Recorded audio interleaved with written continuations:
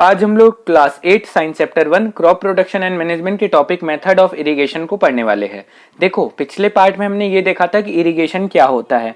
हमने ये देखा कि वाटर क्यों इंपॉर्टेंट है प्लांट्स के लिए। आज हम देखने वाले कि कौन कौन से अलग अलग मेथड है जिनकी मदद से हम लोग इरिगेशन कर सकते हैं, मतलब अपनी क्रॉप को वाटर की सप्लाई कर सकते है। तो देखो, सबसे पहला है हमारा ट्रेडिशनल मेथड ऑफ इरिगेशन, मतलब वो मेथड ऑफ इरिगेशन जो पहले बहुत ज्यादा फॉलो किया जाता था लेकिन अब उतना फॉलो नहीं किया जाता है। बहुत कम जगह इन मेथड्स को फॉलो किए जाते हैं।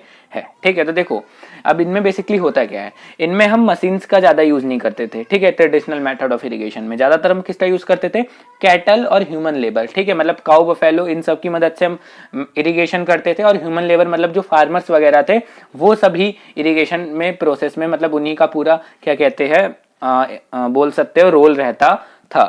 ठीक है, इनमें मशीन्स वगैरह का रोल नहीं रहता था। लेकिन अब मशीन्स वगैरह का रोल नहीं था तो ये चीपर तो थे। ठीक है, मतलब पैसे तो इनमें ज्यादा खर्च नहीं होते थे, लेकिन लेस एफिशिएंट थे। लेस एफिशिएंट क्यों? क्योंकि इनमें ज्यादा टाइम लगता था। भाई अब जाहिर सी बात है कि जो वर्क मशीन कर सकती है, ठीक है, वो हम लोग कर रहे हैं तो उसमें ज्यादा मेहनत भी लगेगी, ज्यादा टाइम भी लगेगा, और ये ज्यादा एफिशिएंट भी नहीं था। अब इनमें होता क्या था, तो देखो, the water available in wells, lakes and canals is lifted up by different method for taking it to the field.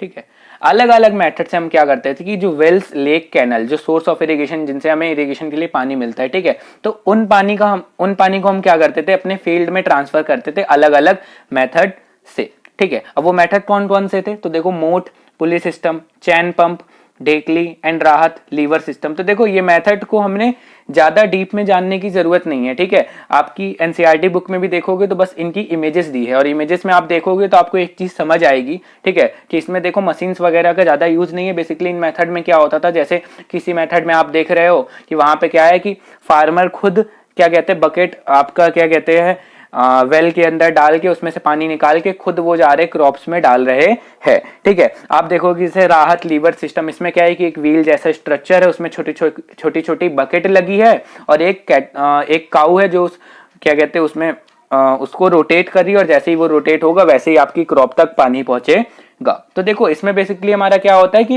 Human labour और कैटल का ज्यादा यूज होता है, मशीन्स वगैरह यूज नहीं होती। ये चीपर होता है लेकिन कम एफिशिएंट होता है, इसलिए फिर आगे जाके हमें जरूरत पड़ी मॉडर्न मेथड ऑफ इरिगेशन की। अब इसकी जरूरत इसलिए भी पड़ी कि देखो, ये कम भी एफिशिएंट होता है, और उसके बाद इसमें पानी वगैरह वेस्ट भी बहुत होता है। क्यों? अब वो देखते हैं हमें मॉडर्न मेथड ऑफ इरिगेशन के दो जो मेथड है उनमें हम जब पढ़ेंगे अभी। ठीक है, तो इनमें हम देखेंगे कि क्यों इनमें पानी ज्यादा वेस्ट होता है। तो देखो, सबसे पहले हमारे स्प्रिंकलर सिस्टम। तो स्प्रिंकलर सिस्टम में क्या है, देखो, यूजफुल फॉर अनइवन लैंड। तो सबसे पहली बात तो ये उन लैंड के लिए बहुत यूजफुल है जो लैंड अनइवन है। अनइवन मतलब कहीं ऊपर कहीं नीचे। ठीक है, अब जैसे ट्रेडिशनल मेथड ऑफ इरिगेशन में हम क्या करते हैं कि पानी हम ट्रांसफर करते हैं, ठीक है, डायरेक्टली ह्यूमन लेबर या कैटल की मदद से। तो कभी कभी क्या होता है कि अगर एक तरफ लैंड ऊपर है थोड़ी सी ऊंची और एक तरफ नीची है, तो ऊंचे वाले पार्ट में तो पानी पहुंच गया, मान लो नीचे वाले में अच्छे से नहीं पहुंचा, या नीचे वाले में पहुंच गया तो ऊंचे वाले पार्ट में अच्छे से नहीं पहुंचा। तो उन सब लैंड के लिए सबसे ज्यादा जो यूजफुल एक हमारा क्या कहते हैं मेथड ऑफ इरिगेशन है वो है स्प्रिंकलर सिस्टम। ठीक है, और उन जगह के लिए भी बहुत ज्यादा यूजफुल है जहां पे सफिशिएंट, मतलब जहां पे वाटर की बहुत ज्यादा कमी होती है। ठीक है, बहुत कम पानी होता है फार्मर्स के पास इरिगेशन के लिए। अब इसमें होता क्या है, तो देखो, the perpendicular pipe having rotating nozzles on top are joined to main pipe. मतलब इसमें एक मेन पाइप रहती है, ठीक है, जो वाटर सप्लाई से कनेक्टेड रहता है, और फिर वो मेन पाइप से अलग जाके छोटी छोटी ढेर सारी पाइप निकली रहती है। ठीक है, जो कहाँ पे एकदम कनेक्टेड रहती है, जो हमारी क्रॉप्स होती है उसके एकदम पास में कनेक्टेड रहती है। आप इमेज देखोगे तो कुछ इस तरह से है, ये मेन पाइप है और इससे ढेर सारी अलग पाइप इस तरह निकल के ये सब क्या है, क्रॉप से कनेक्टेड है।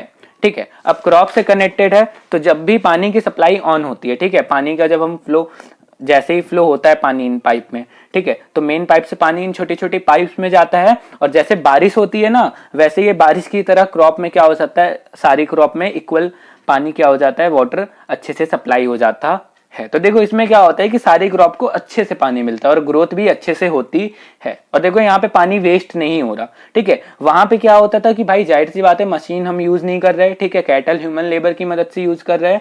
ठीक है, तो उसमें क्या होता था कभी कभी कि पानी वेस्ट भी बहुत सारा होता था। हम डायरेक्ट क्रॉप में पानी डाल रहे, हो सकता है जितनी क्रॉप को जरूरत है उससे ज्यादा पानी किसी को ज्यादा मिल रहा है, किसी को कम मिल रहा है। ठीक है, तो वहां पानी एक वेस्ट भी हो रहा है, हमारा वाटर वेस्ट भी हो रहा है। उसके बाद देखिए, जो हमारा second modern method of irrigation है वो है ड्रिप ड्रिप सिस्टम। अब देखो ड्रिप सिस्टम में क्या होता है कि इसमें भी मतलब इसी तरह का स्ट्रक्चर होता है थोड़ा सा, लेकिन इसमें परपेंडिकुलर पाइप नहीं होती। इसमें एकदम जो पाइप होती है वो रूट्स के पास, मतलब जो क्रॉप की रूट्स होती है, जड़ें होती है, उनके पास जाती है और इसमें ड्रॉप बाय ड्रॉप पानी गिरता है रूट्स के पास। ठीक है, तो इसमें क्या होता है कि बिल्कुल भी पानी वेस्ट नहीं होता, बिल्कुल भी। और ये एकदम बोल सकते हो मतलब एक ईश्वर का वरदान है। ठीक है, जैसे आप बोल सकते हो, ठीक है, ईश्वर का वरदान की तरह है उन लोगों के लिए, उन रीजन के लोगों के लिए जहां पे पानी की बहुत ज्यादा कमी रहती है। ठीक है, तो वहां पे ये बहुत ज्यादा यूज किया जाता है ड्रिप सिस्टम। ठीक है, तो देखो वही चीज इसमें बताई गई है। The water falls drop by drop directly near the roots. Water is not wasted at all. Best technique for watering fruit plant garden and tree, मतलब ट्रीज और गार्डन में, और कहते हैं जो फ्रूट प्लांट है उन सबको वाटरिंग करने के लिए, उन सबको वाटर सप्लाई करने के लिए ये बहुत बेस्ट, मतलब बोल सकते हो आप सबसे ज्यादा बेस्ट टेक्निक है। और boon for a region with poor availability of water, मतलब एक ईश्वर के वरदान की तरह जो चीज मैंने आपको बताई उन रीजन के लिए जहां पे पानी उतने अच्छे से मतलब अवेलेबल नहीं है, वाटर उतने अच्छे से अवेलेबल नहीं है। ठीक है, सफिशिएंट नहीं है। ठीक है, तो देखो हमने यहाँ पे मेथड ऑफ इरिगेशन देख लिया कि मेथड ऑफ इरिगेशन में क्या क्या चीज है। हमने ट्रेडिशनल मेथड ऑफ इरिगेशन देखा, मॉडर्न मेथड ऑफ इरिगेशन देखा। अब नेक्स्ट पार्ट में हम देखेंगे नेक्स्ट स्टेप। ठीक है, अभी तक हमने देखो सोइंग देख लिया। ठीक है, सबसे पहले हमने देखा प्रिपरेशन ऑफ सॉइल, फिर हमने देखा सोइंग, फिर हमने देखा एडिंग मैन्यूर एंड फर्टिलाइजर। ठीक है, फिर हमने देखा इरिगेशन। अब हम देखेंगे protection from weeds next part में। तो मिलते हैं नेक्स्ट पार्ट में नेक्स्ट टॉपिक के साथ।